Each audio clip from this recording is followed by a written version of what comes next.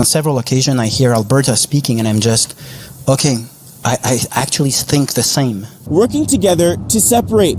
The leader of the Parti Québécois here in Alberta on ways our province can work with Quebec on leaving Canada. That there are several points where we can work together, and those where we don't agree, it's much better that we respect that we don't agree and we do our own thing than to have that federal government trying to impose things. Leader of the Parti Québécois, Paul St. Pierre Plamondon, speaking to a crowd at the University of Calgary Thursday as part of his 2-day stay in Alberta. He is currently leading in public opinion polling in Quebec as the province gears up for a provincial election next year, with Plamondon pledging to bring a referendum on separation during his first term. We might find Canada is facing a political shockwave. Quebec's separatist movement has just stepped onto a stage nobody expected. Paul St. Pierre Plamondon, the leader of the separatist movement, isn't just talking about Quebec's independence anymore. He's openly backing Alberta's push to explore its own path. Yeah, a statement that would have been unthinkable from any previous PQ leader now has the potential to reshape the conversation across the country. You see, for decades, separatism has been a Quebec story contained within provincial borders. But today, there's been a lot of news about Saskatchewan, Alberta, Manitoba, especially Alberta. So just from that alone, it's now spread across the country of Canada, and Plamondon's recent trip to Alberta is at the center of the storm. He spoke at the University of Calgary School of Public Policy, met privately with leaders of the Alberta Prosperity Project, and made it clear that if another province holds a referendum on independence, Quebec under a PQ government would support it. He framed this as a matter of principle. Citizens should have the right to govern themselves free from Ottawa's overreach.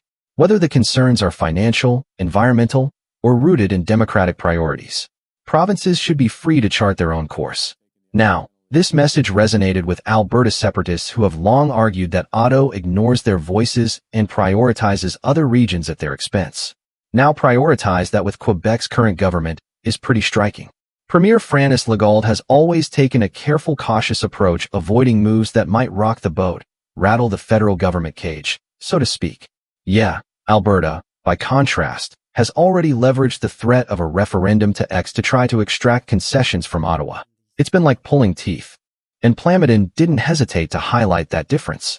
He said, and I quote, "Let me read this," said, "What a striking gesture to see Danielle Smith do more in terms of autonomy and defense of her own province than Franuel has done." He said, by openly aligning with Alberta separatists, Plamondon has done something unprecedented. He's taken Quebec's independence movement from a provincial issue to a national conversation, and that is a big change. The Parti Québécois itself is at a turning point. Historically, the PQ focused solely on Quebec itself, keeping its independence efforts contained within the province. But now his approach, he's uniting. It looks like he might be trying to really connect with Danielle Smith. That approach breaks with that tradition. And if he wins next year's provincial election, he has promised a referendum on independence early in his term. Opinion polls suggest the PQ is not just competitive, they are leading. That's a big deal. Now, one of the biggest sparks of connecting Quebec and Alberta right now is equalization payments. It is a terrible idea. I mean, you see, Quebec currently receives $13.6 billion, I believe it was. But Plamondon doesn't mince words. He calls it toxic. He says the idea behind them sounds good on paper, helping provinces with weaker finances, but in practice, he argues, they carry a hidden sting.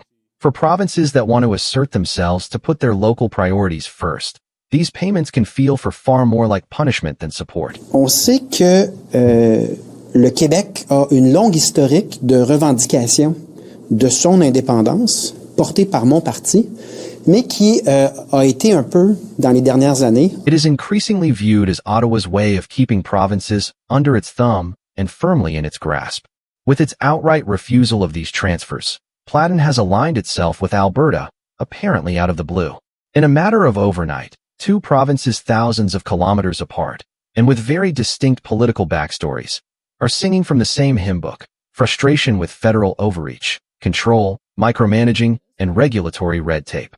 This sense of shared grievance transcends politics, geography, and ideology. It is a question of freedom, pride, and who ultimately gets to make the decisions in Canada. Plamondon describes his efforts as a form of separatist diplomacy. He has reached out not only to Alberta, but also to Scotland's separatist movement, Belgium, England, and France.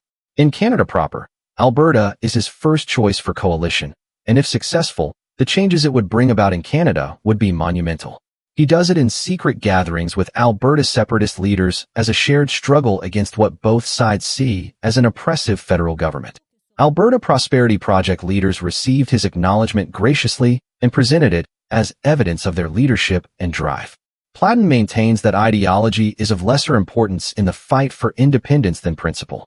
Part 1 Québécois is socially democratic, Alberta separatists firmly conservative. But sovereignty, he says, must transcend party. Commitment to democracy first. In addition to self-determination and democratic Albertan will, there should be no other conditions. Therefore, Platten comes across as a unifier who has the ability to mobilize provinces in the name of autonomy regardless of their political orientations. Whether he becomes Trudeau 3.0, Carney 2.1, or whatever, time will tell, but at least for now, he has people's attention. Quebecers aged 18 to 34 years strongly favor independence, and nearly 60% of them express approval. For the first time in decades, Quebec separatism is not only a viable chance, but part of a larger debate potentially being waged across Canada from seacoast to seacoast. The reaction across Canada has been immediate and intense. Experts warn that Platten's dalliances with Alberta separatism have the potential to unleash a constitutional crisis. Two provinces openly weighing the mechanics of leaving and the organization of strategy is without precedent in Canada. Some Albertans remain skeptical, insisting that independence must be a matter of provincial concern. Others see power and solidarity against a federal government they perceive as disregarding their interests and priorities. The stakes are higher than symbolism. Quebec's potential referendum coincides with Alberta's court struggles to determine if a secession referendum would be constitutional. Premier Danielle Smith is still opposed to a sovereign Alberta within a united Canada, but growing separatist momentum strengthens her negotiating position with Ottawa. If Quebec proceeds under a Part 1 Québécois government while Alberta explores its constitutional statutes, Ottawa will be faced with unprecedented challenges.